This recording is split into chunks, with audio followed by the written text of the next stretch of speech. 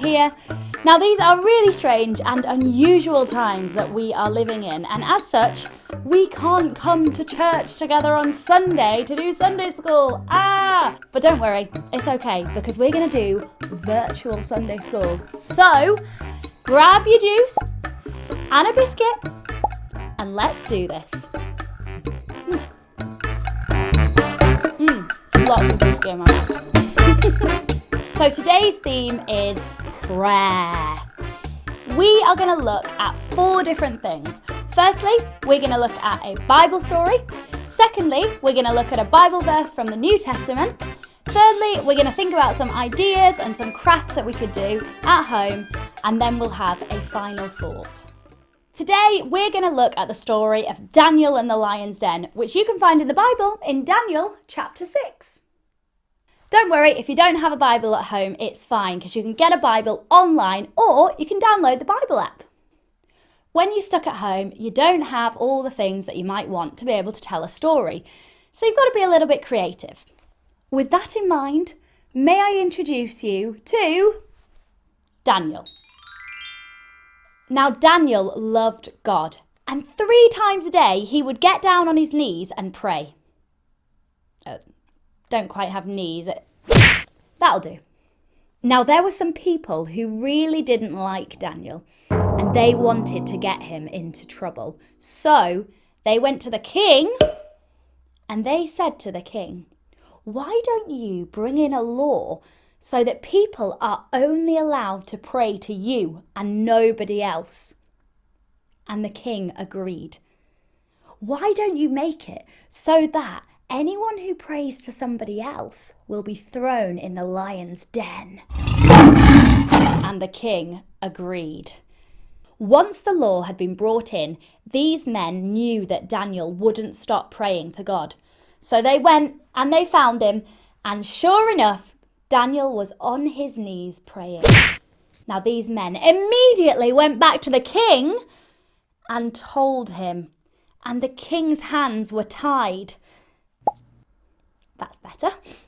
The king agreed that Daniel had to be thrown into the lion's den. So the men, they took Daniel and they threw him into the lion's den. And in the lion's den, Daniel was suddenly surrounded by lions.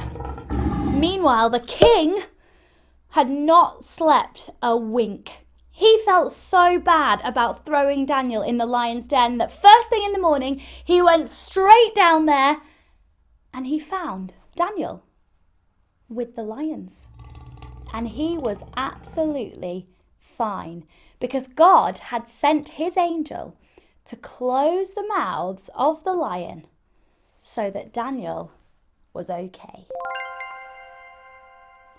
There can be lots of things going on in our lives that we can't control, a bit like the coronavirus, and a bit like how Daniel couldn't control the law that the king brought in against him praying.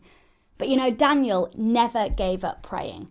There's a Bible verse in the New Testament that says, "Pray without ceasing."